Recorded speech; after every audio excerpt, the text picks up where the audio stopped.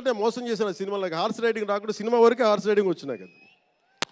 అలాంటి అంటే నాకు ఇది మాకేంటంటే మాకు సినిమాల్లో చూసినవన్నీ నాలాగా కాకుండా అన్నీ చాలా సుశిక్షితమైన ఒక ఒక నేర్చుకున్న వ్యక్తి ఇతను రామ్ చరణ్. ఒక డ్యాన్స్ కానీ ఎక్కడో ఇంగ్లాండ్కి వెళ్ళి అక్కడ డ్యాన్స్ ఇన్స్టిట్యూషన్స్లో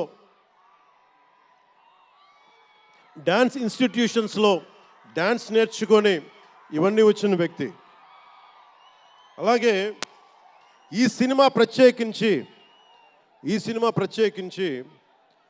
చాలా సోషల్ మెసేజ్ ఉన్న సినిమా నాకు అర్థమవుతోంది. పొద్దున్నే ట్రైలర్ చూశాను, గేమ్ చేంజర్ ట్రైలర్.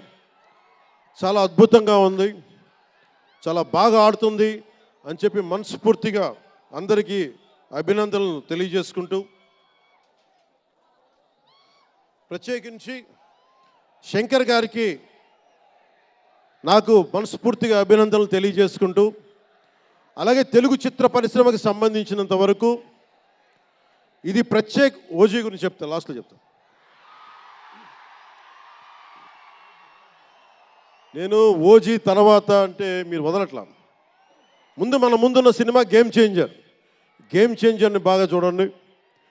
ఎందుకంటే ఈ ఫంక్షన్ ప్రత్యేకించి ఈ మధ్యకాలంలో ఉన్న ఒత్తిడి తెలుసు మీకు. ఒక పబ్లిక్ ఫంక్షన్ అంటే ఎలాంటి ఒత్తిడి ఉంటుందో మీ అందరికీ తెలుసు. నేను చాలా ఆలోచించాను ఈ సమయంలో పెట్టాలా లేదా అంటే, సినిమా అనేది 10 మందికి తెలియచేయాలి. దిల్ రాజు గారు లాంటి వాళ్ళు 3 సంవత్సరాలు తీశారు సినిమా. 3 సంవత్సరాలు తీసింది వాళ్ళకి దొరికేది దొరికితే ఒక 10 రోజులు. బడ్జెట్లు ఎక్కువైపోయినాయి. అలాంటి వాటికి మేము చేయగలిగేది ఎక్కువ మందికి తెలియజేసేలాగా ఇది part and parcel of cinema. అందుకని మేము కోరుకుంది చిన్న ఫంక్షన్ చేద్దాం. నన్ను అడిగారు గెస్ట్గా రమ్మని. నేను ఒకటే చెప్పాను, ఇంత పెద్ద ఫంక్షన్ చేయాలా లేదా, ఎందుకంటే మీ అందరికీ తెలుసు నా భయం.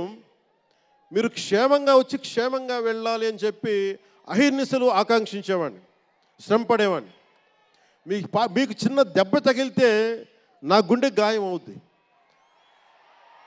అందుకని నేను ఎప్పుడు సినిమా ఫంక్షన్ నేను చేసుకోవడానికి ఇబ్బంది నాకు. ఇందాక కూడా వచ్చినప్పుడు చాలా టెన్షన్తో ఉన్నా, ఎవరికైనా దెబ్బలు తగులుతాయి ఏదైనా అయిపోద్దా అని భయం ఉంది. మనస్ఫూర్తిగా మీ అందరికీ చేతులెత్తి నమస్కరిస్తున్నా, మీరు క్షేమంగా ఇంటికి వెళ్ళాలి. ఎందుకంటే మీ తల్లిదండ్రులు, మీరు ఒక సాయంత్రం ఆనందం కోసం వచ్చింది, దీన్ని విషాదం కాకూడదు. అందుకని మనస్ఫూర్తిగా సినిమాగానే చూడండి. కింద పడిపోయి మీద పడిపోయి తొక్కిసలాడుతూ హీరోలను చూడడం కంటే కూడా మీరు దూరం నుంచే ఇబ్బంది పడకుండా మీరు క్షేమంగా ఉండాలి, అందరూ క్షేమంగా ఉండాలి మనస్ఫూర్తిగా కోరుకుంటా ఉన్నాం. అలాగే అడగగానే టికెట్ రేట్స్ ఎందుకు పెంచాలి,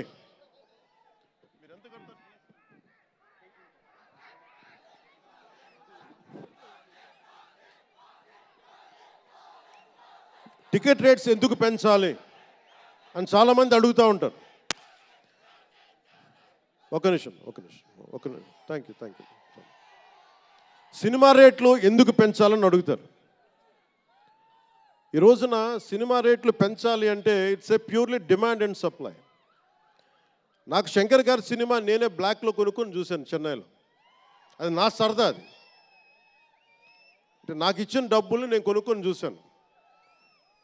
ఇప్పుడు ఆ బ్లాక్లో వెళ్ళే డబ్బు ఎవరికో వెళ్ళిపోద్ది. అలా కాకుండా టికెట్ రేట్లు డిమాండ్ అండ్ సప్లై మీద ఉంటుంది. అలాంటి డబ్బులు పెరిగితే మీరు ఇష్టపడి మీ హీరోకో ఏదో ఇష్టమైన సినిమాకో మొదటి రోజే చూడాలనుకుంటారు. That's a demand. అందుకని ఎందుకు ఇంతంటే బడ్జెట్స్ పెరిగిపోయినాయి. తెలుగు సినిమా మొత్తం ప్రపంచపరంగా వెళ్తూ ఉన్నాయి. దీనికి డబ్బులు కావాలి అంటే పెట్టుబడులు కావాలి, మార్కెట్స్ పెరిగినాయి.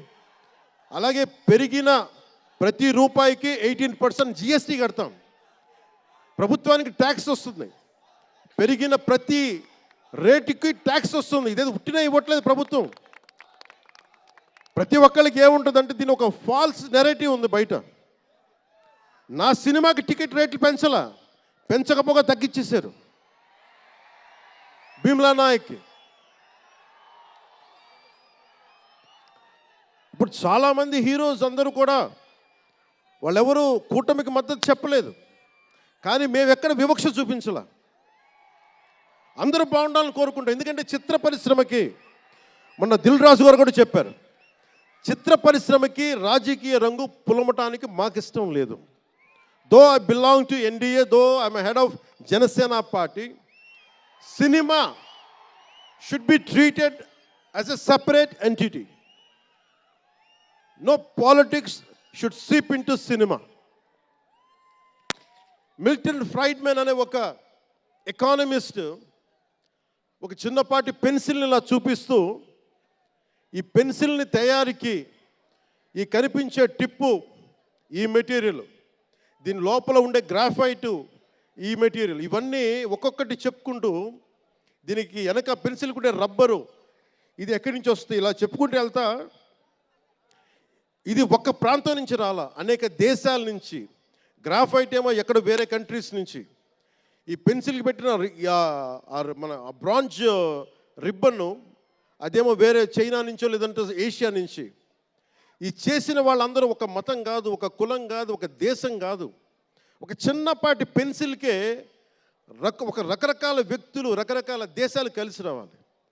అలాంటిది ఇంత సినిమాకి శంకర్ గారు తమిళియన్, మనకి దిల్ రాజు గారు ఫ్రమ్ తెలంగాణ, ఇక్కడ ఒక్కొక్కరిని అడగండి, ఒక్కొక్కరు ఒక్కొక్క రాష్ట్రం నుంచి వస్తారు, బట్ అందరూ కలిసి సినిమాని తీస్తారు, మీకు ఆహ్లాదం కలిగజేస్తారు. ఇప్పుడు మాకుంటుంది, నేను ఎప్పుడు కూడా నాకు ఇష్టం లేనిది సభావేదికగా ఒకటి శంకర్ గారికి కానీ దిల్ రాజు గారికి కానీ తెలుగు చిత్ర పరిశ్రమకు కానీ భారతీయ చిత్ర పరిశ్రమకు కానీ ఒకటితే మనం నేర్చుకోవాలి. ఎప్పుడు మనం భారతీయ చిత్ర పరిశ్రమ అనేవాళ్ళం తప్ప లాస్ట్ 90s నుంచి టాలీవుడ్ అని, బాలీవుడ్, కాలీవుడ్, మాలీవుడ్ మనం ఎందుకు ఏప్ చేయాలి వీళ్ళని? Why do we have to ape Hollywood? మనం ఒకప్పుడు మాయాబజార్ లాంటి సినిమాలు తీసిన వాళ్ళం, మూకీలు తీసిన వాళ్ళం. చిత్ర పరిశ్రమ ఒక బెంగాల్లో పరివిడిల్లింది అక్కడ. సో మనం ఎందుకు వీళ్ళని ఫాలో అవ్వాలి? వాళ్ళు హాలీవుడ్ డిసిప్లైన్ ఫాలో అవ్వం, Hollywood method of film making follow అవ్వం, Hollywood method of skill development follow అవ్వం. కానీ ఆ వుడ్ను మటుకు తీసుకున్నాం మాలీవుడ్, ఇది మటుకు మానాలి. ఎందుకంటే మనకు ఒక కాళిదాసు ఉన్నాడు, మహా కవులు కళాకారులు గొప్ప గొప్ప కావ్యాలు రాశారు. సో మన జాతి తాలూకు ప్రాముఖ్యతని సినిమాలే చెప్పగలగాలి. అందుకని హాలీవుడ్ని అనుకరించడం మానేయాలి. మనదైన సత్తా, మనదైన కథ, మనదైన బలం మనం చూపించాలి విశ్వానికి. అది చూపించకపోతే ఏమవుద్దంటే ఎక్కడ కూర్చొని ఇప్పుడు కాపీ చేద్దామంటే కుదరదు. You have to come with original stories, సహజమైన కథలతో పట్టుకురావాలి. ఆ విధంగా ఉండాలి అంటే ముందు చిత్ర పరిశ్రమలో కూడా చాలా డిసిప్లిన్ రావాలి. సినిమాలు తీసే వాళ్ళు మాట్లాడాలి చిత్ర పరిశ్రమ గురించి, సినిమాలు తీయని వాళ్ళు మాట్లాడకూడదు. సినిమాలు తీయకుండా రాజకీయాలు చేసేవాళ్ళు మాకు నచ్చం. అది ఎన్డీఏ తరపు నుంచి నేను చెప్తా ఉన్నాను. తెలుగు చిత్ర పరిశ్రమ గురించి మాట్లాడాలి అంటే సినిమాలు తీసి దానికి సాధక బాధలు అర్థం చేసుకున్న వాళ్ళే మాట్లాడాలి. మన తెలుగుదేశం, జనసేన, భారతీయ జనతా పార్టీ, ఎన్డీఏ ప్రభుత్వం వారితోనే మాట్లాడతాం, వారితోనే గుర్తిస్తాం. అలాగే చాలాసార్లు సినిమా టికెట్ల కోసం హీరోలకి పనేంటి, హీరోలు ఎందుకు రావాలి, అది మాకు ఇష్టం లేదు. మహా అయితే నిర్మాతలు రండి, ఒక ట్రేడ్ బాడీ రండి, మీ యూనియన్ రండి, మేము అది ఇచ్చేస్తాం. అంతేగాని హీరోలు వచ్చి మాకు నమస్కారాలు పెట్టాలి,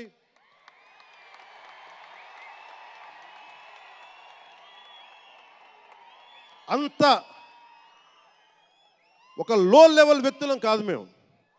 దీన్ని ఎక్కడి నుంచి నేర్చుకున్నాం? స్వర్గీయ నటరత్న ఎన్టీ రామారావు గారి దగ్గర నుంచి నేర్చుకున్నాం.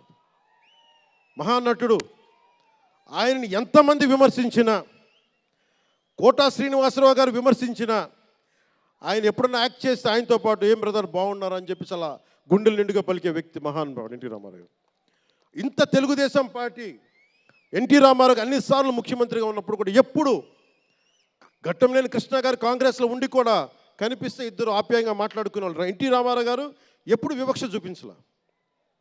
ఇది చిత్ర పరిశ్రమ తాలూకు ఔన్నత్యం. ఇది అదే ఔన్నత్యాన్ని మేము కొనసాగిస్తున్నాం, అదే మేము కోరుకుంటా ఉన్నాం. అంతేగాని గతం ప్రభుత్వంలో లాగా మీరు అభిమానించే మెగాస్టార్ చిరంజీవి గారు లాంటి వారిని కానీ, బాహుబలి ప్రభాస్ గారిని కానీ, మహేష్ గారిని ప్రిన్స్ మహేష్ అంటారు కదా, మహేష్ గారిని కానీ ఇంకెవరిని వెళ్ళారా, ఇంకెవరు వెళ్ళినా కానీ మేము ఇవన్నీ ఎందుకు చేయట్లేదంటే మాకు సినిమా పరిశ్రమ మీద గౌరవం ఉంది. నారా చంద్రబాబు నాయుడు గారు ఇప్పటికి 4వ ముఖ్యమంత్రి. ఆయన 3 సార్లు కానీ 4 సార్లుగా ముఖ్యమంత్రి ఉన్న ఈ సమయంలో ఎప్పుడు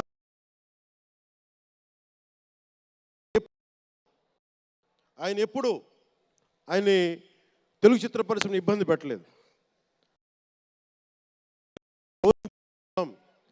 ఇక్కడున్న చిత్ర పరిశ్రమ కోసం, సినిమాల కోసం పరితపించే కథల కోసం మనం వెనకాడతాం.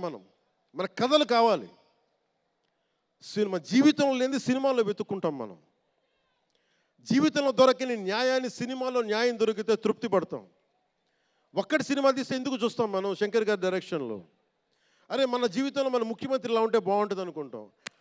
ఆ కథని, ఆ భావాన్ని సినిమాగా తెరకెక్కిస్తే అది బాగుంటుంది. ఒక శివాజీ సినిమా ఎదురు తిరిగితే ఎలా ఉంటుంది, ప్రత్యామ్నాయంగా రాజు చేస్తే ఎలా ఉంటుంది ఒక శివాజీ.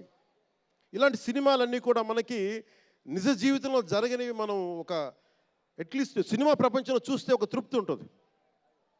అలాగే ఇంతమంది యువత ముందుకొచ్చి ఎందుకు వస్తున్నారు అంటే ఒక మార్గదర్శకం సినిమాలు. ఒకసారి సినిమాలో కూడా చాలా మంచి విలువలు ఉంటాయి, కానీ ఆ విలువలు తీసుకోవచ్చు. కానీ మనం ఎలా ఉండాలంటే హంసలాగా పాలను తీసుకొని నీళ్ళు వదిలేయాలి.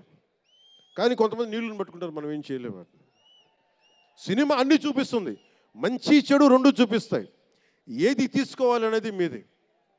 ఉదాహరణకి వకీల్ సాబ్లో ఒక సన్నివేశంలో హీరో దగ్గరికి వచ్చే డైలాగ్ వస్తుంది, ఆర్ యు వర్జిన్ అని చెప్పి ఒక స్త్రీ పాత్రధారిని అడుగుతారు. అది నా ఇండివిజువల్గా నేను చెప్పడానికి ఇబ్బంది అనిపించింది. నేను డైరెక్టర్ గారికి, దిల్ రాజు గారికి చెప్పాను, ఈ డైలాగ్ అయితే నేను చెప్పాను. కాబట్టి అబ్బాయిని అడుగుతాను, అమ్మాయిని నేను అడగనేమని చెప్పి. అంటే న్యాయం 2 పక్షాలు ఉండాలి, ఒకళ్ళని ఇబ్బంది పెట్టడం నాకు ఇష్టం లేదు. ఇది సెన్సిబిలిటీస్ కూడా ఫిలిం టెక్నీషియన్స్ కానీ, డైరెక్టర్స్ కానీ